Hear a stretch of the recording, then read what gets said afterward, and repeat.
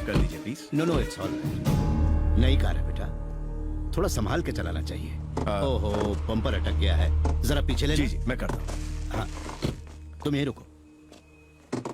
धक्का दूं? हाँ जी पीछे जाओ। हाँ ए, हटाओ!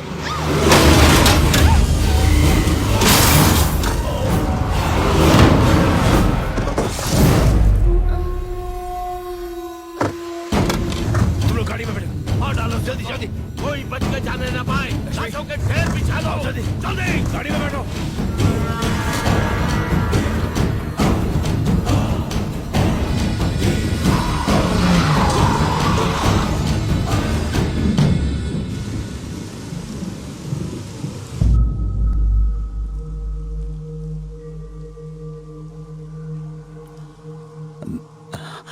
वीना, वो बिल्कुल ठीक है अंकल,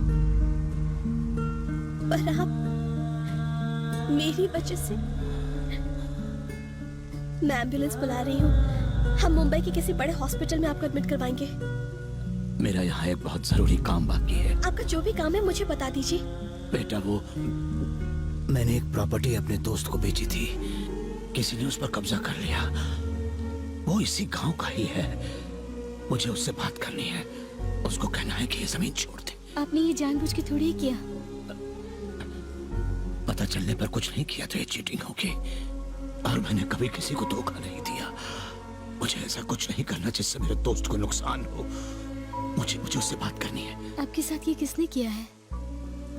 आप बस नाम बता दीजिए, मेरे भैया यहाँ सब कुछ संभाल लेंगे।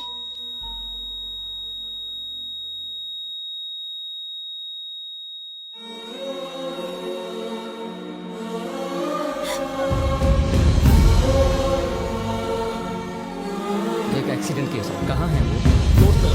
मुझे उनका बयान लेना होगा। उनकी हालत बहुत खराब है। पुलिस अगर आपको ले गई दीदी तो दादा हमें जान से मार डालेंगे। जल्दी चलिए।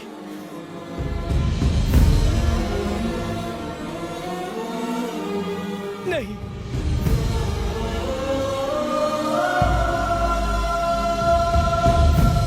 तुम्हारे पापा मेरी वजह से मारे गए, अब मेरे लिए तुम जान मत देना। उस हादसे के बाद से हर रोज मैं ये बोझ अपने सीने पर लेकर जी रही हूँ। अब मैं और नहीं सह सकती हूँ। नहीं भैया, इसे छोड़ दो। देवराज, चाकू के वार से कहानी खत्म होती है। चाकू नीचे फेंक दो और एक नई कहानी शुरू करो।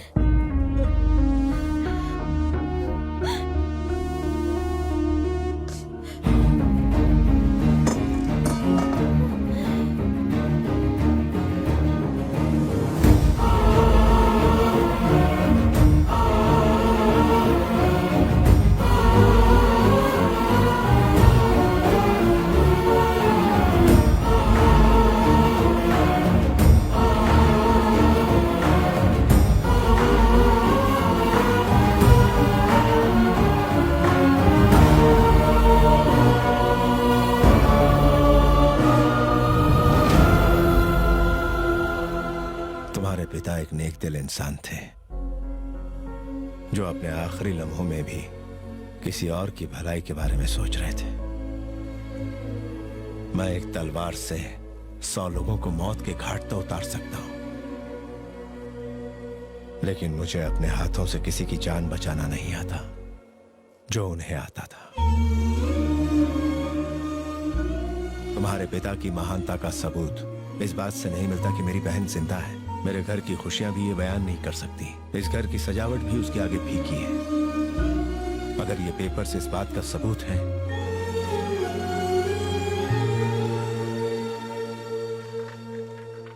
तो रख लो इसे। मैं कोई एहसान नहीं कर रहा, ये तुम्हारा हक है। ये मेरा बड़प्पन नहीं बल्कि तुम्हारे पिता की महानता है।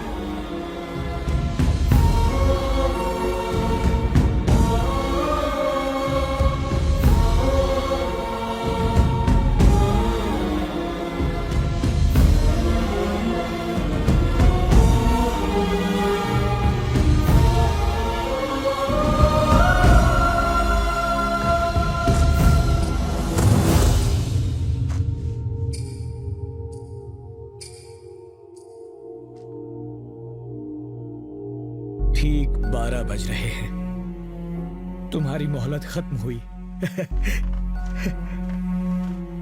इन पेपर्स के लिए मैंने अपनी बेटी को खतरे में डाला, अपनी पत्नी से परायों जैसा बर्ताव किया। मुझ जैसे नीच की वजह से तुम्हारे पिता मारे गए, मुझ नालायक की वजह से। छे, पछतावा होना ही सबसे बड़ी बात है जी।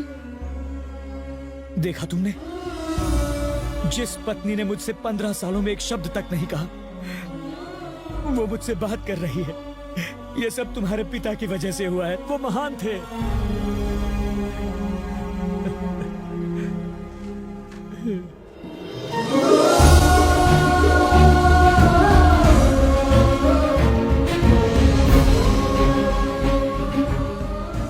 आपने मुझे जन्म दिया पापा।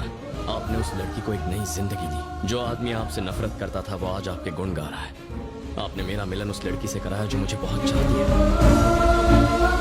अगर हम दूसरों का भला करें तो हमारा अच्छा ही होगा।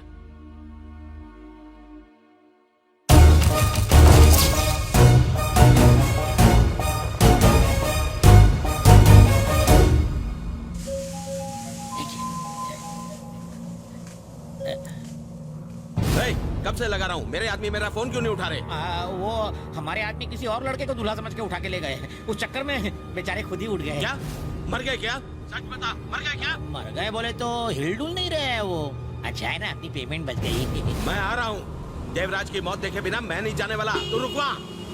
कैसे गाड़ी चला रहा है?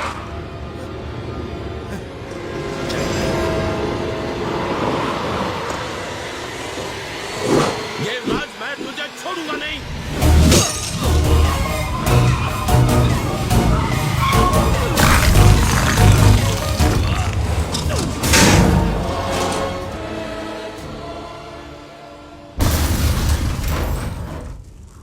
Hello hello. ड्राइविंग करते वक्त फोन पर बात नहीं करनी चाहिए। अरे रुको रुको, स्टॉप स्टॉप, रुको। हाय बनी। अरे सर, आप यहाँ कैसे? ये क्या हो गया? ये कुछ नहीं।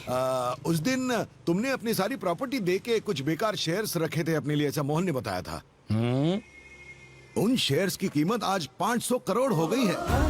हाँ, तुम पहले से ज्यादा अमीर हो गए हो। अब तुम्हें किसी की मदद की जरूरत नहीं है। जिस घर को तुमने बेचा था, अब तुम वहीं से अपने पिता का नाम रोशन कर सकते हो। मैं ये बात तुम्हें फोन करके भी बता सकता था, पर ये बात सुनने के बाद तुम्हारा रिएक्शन मैं देखना चाहता था। मुझे तो यकीन नहीं हो रहा। सॉरी सॉरी सॉरी सॉरी, गलती हो गई। संभाल। अरे